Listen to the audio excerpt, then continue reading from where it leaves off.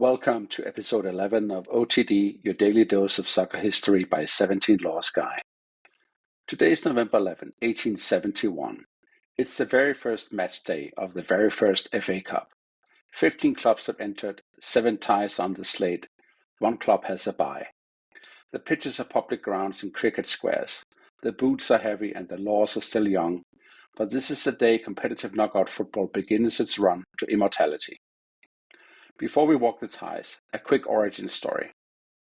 The Cup is the brainchild of Charles William Alcock, player, administrator, organizer, and irrepressible evangelist for the game. As FA secretary, he proposes a Challenge Cup in 1871, then laced his own boots for clubs like Wanderers and Old Etonians, and even refereed and helped select representative 11s in the home nations era. This was an age when officials were also players and occasionally referees. The same names crisscrossed match cards and committee minutes. It was hands-on, seat of the pants, and wonderfully generative.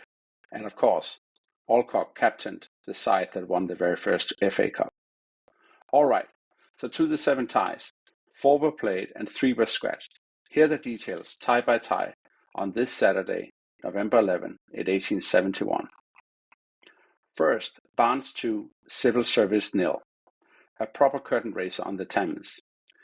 Barnes were FA founders with deep ties to Ebenezer Cobb Morley, the FA's first secretary and the drafter of the original 1863 laws.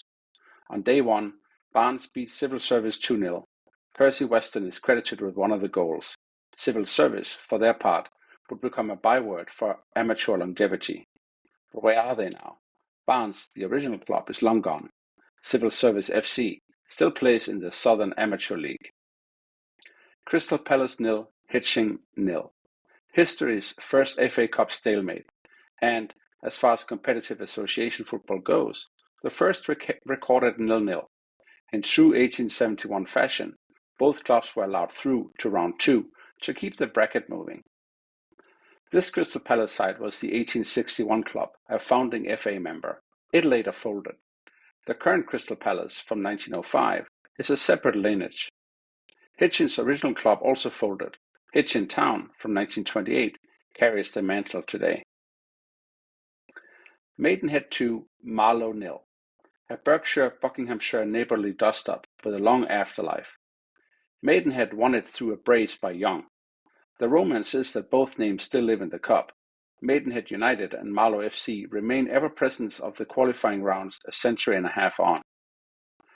Where are they now? Well, Maidenhead United is a National League era stalwart, and Marlow, on step 4, both continue to enter the FA Cup, including this year, one of the most satisfying arcs in the competition. Upton Park 0, Clapham Rovers 3. Clapham Rovers Jarvis Kenrick, just 2 days before he turns 19, scores the very first goal in FA Cup history, then adds another. Thompson gets the third. It's the Cup's first scoreline, first brace, first everything. Upton Park lose here, but their name will echo for decades. Clapham Rovers and Upton Park both eventually folded early in the 20th century. But Upton Park pops up in 2 enormous stories.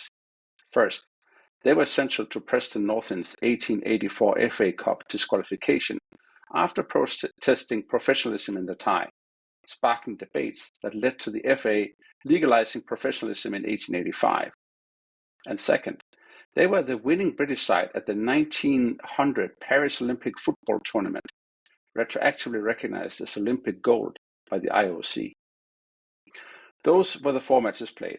Now for the 3 scratched ones. Queen's Park versus Donington School. No suitable ground could be arranged in time, so in a very 1871 solution, both sides were admitted to round 2. Donington School was the school side, as the name says, and is long gone. This Queen's Park is not the QPR you'll know from the English Football League. No, this is the Grand Glasgow amateur side. They are still very much alive in Scottish League football. And in another episode of OTD, we'll dive into the success of non-English clubs in the FA Cup. Royal Engineers versus Reigate Priory. The Sappers, pioneers of combination play, advanced without kicking a ball when Reigate scratched. They would go on to become one of the Cup's early standard bearers. And then the last tie on this day in 1871, Wanderers versus Harrow Checkers. Harrow Checkers couldn't mobilize a team in time, so Wanderers, soon to become the Cup's first great name, was awarded a walkover. The Checkers still gift us one of the all-time FA Cup quirks. Their man, Morton or Monty, Betts, later in the year switched to Wanderers and, despite technically not eligible for the final as he was, as is called, cup-tied, he scored the only goal of the 1872 final, under the pseudonym A.H. Checker, as in a Harrow's Checker. Those amateur times. Wanderers folded in the 19th century, but have a modern revival as an amateur heritage club. Harrow Checkers disappeared from the competitive scene long ago. So just to recap through lines from day one. Two clubs who played on this day in 1871 still play the Cup, Maidenhead and Marlow. That's 150 plus years of uninterrupted Cup DNA. A first day goalless draw set a tone. Crystal Palace versus Hitchin needed special handling. The committee advanced both. Already in week one, the Cup was making up pragmatic solutions to keep the theatre going. And then the Challenge Cup wrinkle. As winners in the first final in 1872, Wanderers benefited from the original, quote, challenge concept. They were automatically qualified for the final in 1873, where they would be challenged by a club having eliminated all other clubs in the Cup format.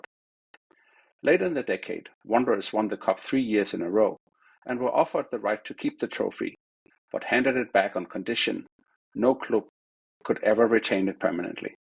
Very on brand for the age and its amateur ideals. Why did FA Cup matter from day one? It is the world's oldest national knockout competition, still contested today. Earlier tournaments existed. Sheffield's Uden Cup of 1867 is the celebrity of the pre-FA Cup era. But the FA Cup is the string that never snapped. For its first decade and a half, the Cup was dominated by public school and service amateurs, Wanderers, Old Etonians, Oxford University, Royal Engineers. Before the Great Turn, professionalism, which was recognized in 1885, Northern Industrial Clubs rising, and the Football League launching in 1888. Within a generation, the Cup transformed from a gentleman's challenge trophy to a mass audience civic identity prize. Now about the format and why it feels familiar. The exact entry numbers change. Recent seasons hover in the 700 plus range. But the first principle remains. Anyone can draw anyone. For over a century, the structure has been the same. Preliminary and qualifying rounds sprawling across England's pyramid. Then the tournament proper, with first and second division and modern top flight sides joining in round 3 in early January. Until last year, replays long prolonged the drama. But how big did FA Cup become? By the 20th century, the Cup final became the day in the English sporting calendar. Wembley's White Horse final in 1923 made the event.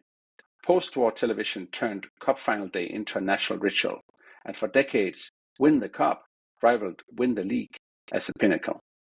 The Premier League era has shifted gravity toward the league table and Europe's prizes, but the Cup retains its punch. Giant killings, non-league runs, and the delicious oddball stories that keep this show, our show, and this podcast stocked for life. That's all for the 11th episode of OTD, your daily dose of soccer history. 7 ties, 1 Saturday, and the start of the world's oldest still living competition. Got corrections on local law from these clubs' archives? Email us at otd@17lawsguide.com. Please rate us 5 stars, subscribe, and share with a football historian in your life. Tomorrow, November 12, we jump a century and a half to a modern storm. Allegations in 2016 that a referee influenced a World Cup match. See you then.